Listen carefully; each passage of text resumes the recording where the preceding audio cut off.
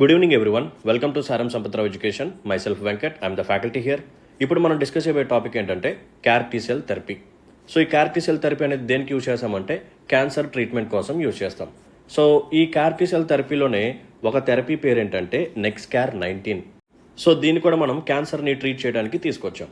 So ఈ NexCAR19ని ఎవరు develop చేశారు ఈ థెరపీని అంటే ఇమ్యునో యాక్ట్ అనే కంపెనీ అండ్ IIT బాంబే వీళ్ళిద్దరూ కలిసి జాయింట్గా వర్క్ చేసి ఈ NexCAR19 అనే థెరపీని తీసుకొచ్చారు. సో ఈ NexCAR19 అనే థెరపీ ఏదైతే ఉందో ఇది ఇండియాలోనే ఫస్ట్ థెరపీ అనమాట క్యాన్సర్ ట్రీట్మెంట్ కోసం తీసుకొచ్చింది. సో ఈ థెరపీ ద్వారా మనం లుకేమియా అండ్ లింఫోమాస్ అనే బ్లడ్ క్యాన్సర్స్ని మనం ట్రీట్ చేస్తాం. ఈ థెరపీ యొక్క వర్కింగ్ ప్రిన్సిపల్ ఎలా ఉంటుంది అంటే మన బాడీలో B cells T cells ఉంటాయని చెప్పాను కదా. సో ఈ రెండింటి యొక్క రెస్పాన్సిబిలిటీ ఏంటంటే ఎప్పుడైనా సరే ఫారెన్ ప్యాథోజన్ మన బాడీలోకి ఎంటర్ అయినప్పుడు దాన్ని ఐడెంటిఫై చేసి యాంటీబాడీస్ని ప్రొడ్యూస్ చేసి డెస్ట్రాయ్ చేయాలి. ఓకే, జస్ట్ ఫర్ ఎగ్జాంపుల్ ఇది క్యాన్సర్ సెల్ అనుకోండి. సో క్యాన్సర్ సెల్కి కూడా ఇలా స్పైక్ ప్రోటీన్ ఉంటుంది. ఇది వచ్చేసరికి నార్మల్ సెల్ అనుకోండి. సో ఇక్కడ T సెల్ ఏం చేయాలి, నార్మల్ సెల్ని చూసి ఏం చేయకూడదు అండ్ క్యాన్సర్ సెల్ని చూసి డెస్ట్రాయ్ చేయాలి. బట్ అన్ఫార్చునేట్లీ మన T సెల్స్ ఏవైతే ఉన్నాయో ఇవి క్యాన్సర్ సెల్ని చూసి ఫారెన్ ప్యాథోజన్ లాగా డిటెక్ట్ చేయలేకపోతున్నాయి. సో అక్కడే ప్రాబ్లం వచ్చింది. సో అప్పుడు ఏం జరుగుతుంది, ఈ క్యాన్సర్ సెల్స్ అనేవి నార్మల్ సెల్స్ని కిల్ చేసేస్తున్నాయి. సో అందుకని మన వాళ్ళు ఏం చేశారు అంటే ఈ NexCAR19 థెరపీలో ఫస్ట్ వీళ్ళు మన బ్లడ్ని ఎక్స్ట్రాక్ట్ చేస్తారు. సో మన బ్లడ్ని ఎక్స్ట్రాక్ట్ చేసిన తర్వాత దాంట్లో నుంచి T సెల్స్ని ఎక్స్ట్రాక్ట్ చేస్తారు. ఎక్స్ట్రాక్ట్ చేసిన తర్వాత ఈ T సెల్స్లో కూడా మనం జెనెటిక్ ఇంజనీరింగ్ చేయబోతున్నాము. సో జెనెటిక్ ఇంజనీరింగ్ ఎలా చేస్తాము అంటే ఒక సేఫ్ వైరస్ని పంపించి ఈ T సెల్స్ పైన కొన్ని రిసెప్టర్స్ వచ్చేలాగా చేస్తాం. ఈ రిసెప్టర్స్ వచ్చేలాగా ఆ సేఫ్ వైరస్ చూసుకుంటుంది అనమాట. ఓకేనా. సో సేఫ్ వైరస్తో ఈ T సెల్ని ఇన్ఫెక్ట్ చేస్తాము. సో ఆ పర్టికులర్ సేఫ్ వైరస్ అనేది T సెల్ లోపలికి వెళ్ళి ఈ రిసెప్టర్స్ని ప్రొడ్యూస్ చేస్తుంది. ఓకేనా, రైట్. ఇప్పుడు ఇలా ఉన్న T సెల్ని మనం మల్టిపుల్ కాపీస్లోకి రెప్లికేట్ చేస్తాం. ఓకేనా, మల్టిపుల్ కాపీస్లోకి రెప్లికేట్ చేసి ఈ T సెల్స్ మొత్తాన్ని మళ్ళీ మనం బ్లడ్లోకి ఇంజెక్ట్ చేస్తాము. ఆ బ్లడ్ని మళ్ళీ మనం పేషెంట్కి ఇవ్వటం అనేది జరుగుతుంది. ఇప్పుడు ఆ పేషెంట్ బాడీలో ఉన్న T సెల్స్ ఏవైతే ఉన్నాయో దానికి రిసెప్టర్స్ ఉంటాయి అన్నమాట.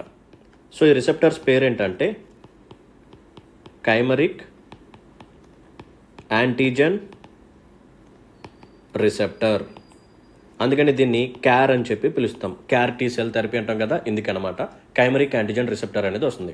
సో ఇప్పుడు పేషెంట్ బాడీలో మనకి క్యాన్సర్ సెల్స్ ఉంటాయి కదా. సో ఇప్పుడు ఈ రిసెప్టర్స్ ఏం చేస్తాయంటే ఈ క్యాన్సర్ సెల్ పైన ఉన్న ఈ CD19 ప్రోటీన్ ఏదైతే ఉందో దానికి వచ్చి అటాచ్ అయిపోతుంది. ఇలా అటాచ్ అయిపోతుంది. అప్పుడు ఈ T సెల్ ఏం చేస్తుంది, ఈ క్యాన్సర్ సెల్ని డెస్ట్రాయ్ చేసేస్తుంది. ఓకేనా. అందుకని ఈ పర్టికులర్ థెరపీకి పేరు ఏమని పెట్టారు అంటే NexCAR19. ఇక్కడ మనం యూజ్ చేసే రిసెప్టర్ పేరు కైమరిక్ యాంటీజెన్ రిసెప్టర్ అండ్ ఆ రిసెప్టర్ని యూజ్ చేసి మనం అటాచ్ చేయబోయే ప్రోటీన్ పేరు ఏంటంటే CD19. అందుకని 19 అని పేరు పెట్టారు. అర్థమైంది కదా, రైట్. నెక్స్ట్ మనం ఇంకొక కాన్సెప్ట్ కూడా చూసేద్దాం. సో ఇది కూడా ఎగ్జామ్లో వచ్చే ఛాన్స్ ఎక్కువగా ఉంది.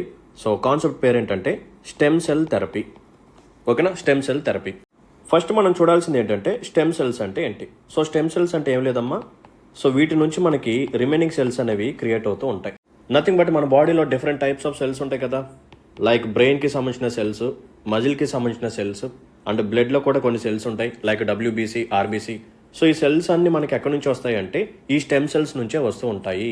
సో కర్త కర్మ క్రియ మొత్తం ఇదే చేస్తూ ఉంటుంది. సో ఫస్ట్ స్టెమ్ సెల్స్ ఉంటాయి, దీని నుంచి మనకి రిమైనింగ్ సెల్స్ అనేవి క్రియేట్ అవుతుంటాయి. ఈ సెల్స్ నుంచి మనకి టిష్యూస్ అనేవి ఫామ్ అవుతూ ఉంటాయి. ఓకే, మరి ఈ స్టెమ్ సెల్ థెరపీ ద్వారా మనకున్న అడ్వాంటేజెస్ ఏంటంటే ఎప్పుడైనా సరే మనకి ఏదైనా ఒక పర్టికులర్ టిష్యూ కానీ డ్యామేజ్ అయింది అనుకోండి, లేకపోతే ఏదైనా ఒక ఆర్గాన్ కానీ డ్యామేజ్ అయిపోయింది అనుకోండి, సో వీటిని రిపేర్ చేయడానికి లేకపోతే రీప్లేస్ చేయడానికి మనం స్టెమ్ సెల్ థెరపీని యూజ్ చేస్తూ ఉంటాం. ఓకేనా. సో అప్లికేషన్స్లో ఇది మీరు రాయాలి. స్టెమ్ సెల్ థెరపీ ఇచ్చి దీని యొక్క అప్లికేషన్స్ అడిగినప్పుడు ఫస్ట్ ఇది ఏం చేస్తుందో రాసి తర్వాత దీని యొక్క అప్లికేషన్స్ 1 by 1 రాసుకుంటూ వెళ్ళాలి. ఓకేనా. So it acts like regenerative medicine and దీని ద్వారా మనం ఇంకొన్ని క్రోనిక్ డిసీజెస్ని కూడా మనం ట్రీట్ చేయొచ్చు. లైక్ డయాబెటీస్ కానీ, పార్కిన్సన్స్ డిసీజ్ కానీ, అల్జైమర్స్ డిసీజ్ కానీ ఏవైతే ఉన్నాయో, దీంతో పాటు కొన్నిసార్లు స్పైనల్ కార్డ్ ఇంజురీస్ ఉంటాయి. సో వీటిని కూడా క్యూర్ చేయడానికి స్టెమ్ సెల్ థెరపీ అనేది యూజ్ అవుతుంది. అండ్ దీంతోపాటు ఎవరికైనా ఇమ్యూనిటీ డిజార్డర్స్ కూడా ఉంటే దాన్ని కూడా క్యూర్ చేయొచ్చు. అంటే కొంతమందికి ఇమ్యూనిటీ అనేది వీక్గా ఉంటుంది కదా, సో దాన్ని కూడా మనం మాడిఫై చేయొచ్చు. దీంతోపాటు ఆర్థోపెడిక్స్లో కూడా దీన్ని యూజ్ చేస్తారు. ఆర్థోపెడిక్స్. సో ఆర్థోపెడిక్స్ అంటే it is related to bones, muscles and joints. ఓకేనా. సో ఏజ్ పెరిగే కొద్దీ ఈ ఇష్యూస్ అనేవి వస్తుంటాయి. సో వీటిని క్యూర్ చేయడానికి మనం స్టెమ్ సెల్ థెరపీని కూడా యూజ్ చేయొచ్చు. ఓకేనా. అండ్ దీంతోపాటు ఫేషియల్ సర్జరీస్ కూడా దీన్ని యూజ్ చేస్తారు. నథింగ్ బట్ రింకిల్స్ కానీ, డబుల్ చిన్ కొంతమందికి ఉంటుంది, పిగ్మెంటేషన్ ఉంటుంది. సో ఇటువంటి ఇష్యూస్ని క్యూర్ చేయడానికి స్టెమ్ సెల్ థెరపీని మనం యూజ్ చేసుకోవచ్చు. ఓకేనా? రైట్.